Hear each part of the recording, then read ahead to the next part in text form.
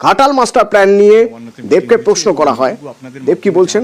ঘাটালবাসীদেরকে রাজ্য সরকার Ghatal master plan নিয়ে অনেকটা না যথেষ্ট সিরিয়াস, এবং ঘাটাল মাস্টার প্ল্যান করার যে ফার্স্ট ফেজ ল্যান্ড আইডেন্টিফাই করা, এবং ল্যান্ড আইডেন্টিফাই হয়ে গেছে এবং ল্যান্ড অ্যাকুইজিশনের কাজ শুরু হবে, এবং ল্যান্ড অ্যাকুইজিশন কমিটি আমার মনে হয় কি পুজোর পরেই সেটা ফর্ম হবে, এবং যাদের যাদের ল্যান্ড অ্যাকোয়ার করতে হবে তাদের সঙ্গে নেগোসিয়েশন শুরু হবে। এবং আমার আগের দিনই আমাদের আলোচনা হলো কি ফেব্রুয়ারি মার্চের মধ্যে আমরা কনস্ট্রাকশন ওয়ার্ক এক্সিকিউশন ওয়ার্কে সেটা আমরা নামবো। আমার মনে হয় আমাদের নেত্রী তিনি তাদের ওনার প্রেস কনফারেন্স তিনি পুরো ব্যাপারটা বেশি ভালো করে বলবেন। এটুকু বলি কি ঘাটাল মাস্টার প্ল্যানের যে কথাটা আমরা দিয়েছিলাম ইলেকশনের সময় সেটা আমরা ডেফিনেটলি রাখবো, এবং খুব শীঘ্রই তার কনস্ট্রাকশন মানে কি হয় নেগোসিয়েশনের কাজগুলো কোনোদিন লোকের সামনে আসবেই নাকি তার মানে এটাই নয় কি কাজ হচ্ছে না।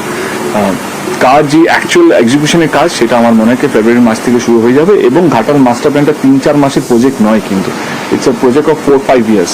এবং রাজ্য সরকার আমাদের নেত্রী এবং অভিষেক প্রচন্ড সিরিয়াস এই ঘাটাল মাস্টার প্ল্যানটাকে নিয়ে। রাজীগর নিয়ে আপনার ভাবনা কি? এখনো যে কর্মবিরতি ডাক্তাররা এখনো কর্মবিরতি পুজোর আবহাওয়ার মধ্যে নো কমেন্ট। আমার মনে হয় কি মানুষ যেন তার পরিষেবা পায়, যেই রোগীরা যে গরিব মানুষ হয়তো হসপিটাল যায় তারা যেন চিকিৎসা পায়। আমি এটা বলছি না যে তারা প্রতিবাদ করবে না, অফকোর্স আমরা সবাই প্রতিবাদ মানে আমরা সবাই চাই যে যুক্ত আছে ওর সঙ্গে সে যেন শাস্তি পায়, কিন্তু এটা একটা দিক। এবং মানুষ যেন শান্তিতে থাকে, মানুষ যেন ভালো থাকে, এটা সমাজের মধ্যে আমি জনপ্রতিনিধি হিসেবে ঘাটালের জনপ্রতিনিধি হিসেবে এটাই চাই যে ঘাটাল যে বন্যাটা হয়েছে ঘাটাল থেকে যেন মানুষ বেরোতে বন্যা থেকে যেন মানুষ বেরোতে পারে এবং মানুষ যেন শান্তিতে থাকে। আপনি কি আবেদন করবেন এখন যে কর্মবিরতি যাতে তুলে নেয়? আর এখন তো পুজোর মৌসুম, বন্যা চতুর হয়েছে, এখনই ডাক্তারদের দরকার। আমার মনে হয় কি তারা তো অনেক বেশি শিক্ষিত, মানে আমার এডুকেশন ওনাদের সামনে তো কিছুই না। আমার মনে হয় কি ওনারা অনেক বেশি বোঝেন, এবং ডাক্তার যারা হন বা যাদের চিন্তা ভাবনা তোমার থেকে অনেক বেশি বড় এবং অনেক বেশি মানুষকে বাঁচানোর তাগিদ তাদের মধ্যে থাকে।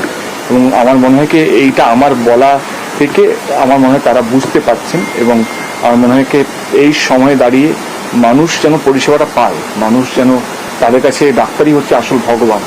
এবং একটা ভগবানের উৎসবে আরেকটা ভগবান যদি আন্দোলন করে আমার মনে হয় সেইটা কতটা একটা ন্যায় পাওয়ার জন্য আরো কারোর সাথে অন্যায় যাতে না হয়, আমার মনে হয় সেটাকে ডাক্তারদের ভাবা উচিত। এবং আমি এটা বলছি না তো আমার বলাতে কিছু যায় আসে না হয়তো।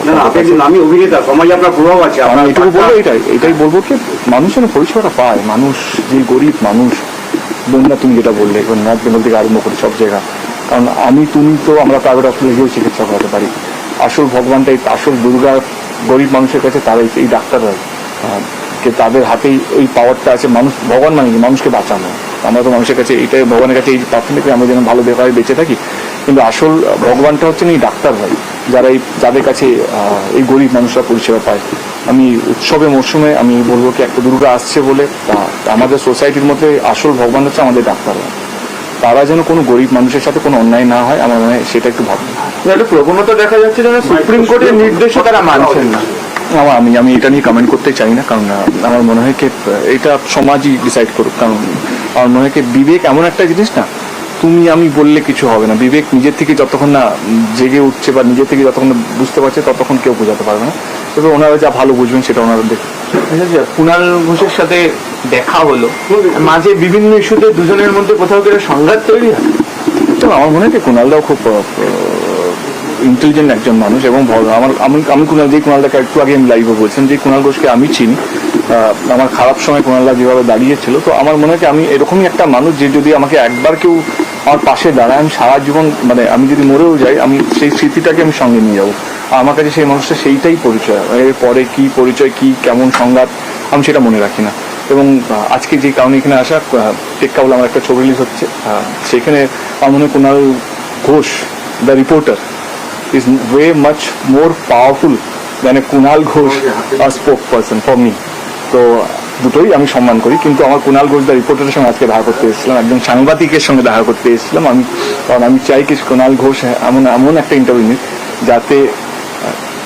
যাতে মানুষের কাছে এই যে এই এত কিছু হচ্ছে, কিছুদিন আগে ইরানে ইসরায়েলের যে ঝামেলাটা এত অশান্তির মধ্যে আছে, আমি চাই না কে এই অশান্তি বাড়ুক এবং একটা সুস্থ একটা শান্তি যেন সবারই মধ্যে বজায় থাকুক, এবং আমার আর কুণালদার মধ্যে যে দূরত্বটা সেটাও একটা মিটুক, এবং অ্যাট দ্য সেম টাইম টেক্কা রিলিজ হচ্ছে ওনার মাধ্যমে, ওনার ওয়ে অফ প্রমোশন সেটাও যেন আমি মানুষের কাছে পৌঁছাতে একটা পারি। ব্যাপারে মিঠুন চক্রবর্তীকে নিয়ে কুণাল ঘোষ বনাম দেব তার বারবার দেখা যায়। আপনার একটা যেন আলাদা সব বলেছি আজকে মিঠুনদাকে নিয়ে লাইভে, সব বলেছি, এবং আপনার প্রতি আপনার একটা দুর্বলতা, সব কথা থাকে। আমার কুণালদাকে নিয়ে দুর্বলতা আছে, আমার মিঠুনদাকে নিয়ে দুর্বলতা আছে, এবং আমি যেটা ওনাকে বললাম, আমি রাজনীতি করি কারোর সঙ্গে শত্রুতা করার জন্য নয়, আমি একটা পার্টিতে আছি বলে বাকি সব পার্টি আমার শত্রু তা তো নয়, এবং আমি এটা আমার আইডিওলজি। এবার আইডিওলজি হচ্ছে কেউ উৎসবে ফিরছে, কেউ উৎসবে ফিরছে না, দুটোকেই সম্মান করি। যারা উৎসবে ফিরছে তাদেরকেও সম্মান, যারা উৎসবে ফিরছে না তাদেরকেও সম্মান করি, মানে it's your believe.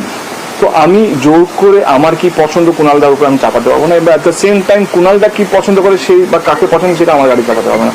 We have a mutual respect for each others admiration, each others so called like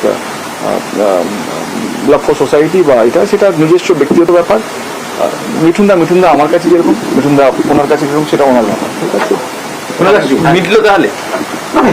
আমি দেব একটা সুপারস্টার এবং আমার দলের সাংসদ, খুব ভালো ছেলে। আমি নিশ্চিতভাবে ওর অভিনয়ের বা ওর সিনেমাগুলোর দর্শক এবং ভক্ত। যে দু একটা পয়েন্টে মাঝে মধ্যে আমার দলীয় অবস্থান থেকে ওর অবস্থানকে আমি একভাবে দেখি, যেটা নিয়ে একটু ঠিকঠাক সব চলে, সেগুলো আমরা সব একটা সবাই দেখলো একটা ইন্টারভিউ, কিন্তু আমরা বেশ একটা আলোচনা করলাম। ফলে আমরা দুজনেই এই বিষয়গুলো এমন একটা উপসংহারে পৌঁছেছি যে সেটা ওর যেটা একটা ব্যাখ্যা চিন্তা ভাবনা, সেটা নিশ্চিতভাবে ওর কাছে থাকবে এবং সেটা রাখার অধিকার ওর আছে। আবার আমার যেটা ব্যাখ্যা, সেটার অবস্থানে থাকার অধিকার আমার আছে। কিন্তু তার মানে এই নয় যে দেব এবং কুণাল ঘোষের মধ্যে কোনো দূরত্ব আছে। ওর নতুন ছবি আসছে, সেটা মানে দারুণ ভাবে সফল হোক, এখন সেটাই হচ্ছে প্রার্থনা।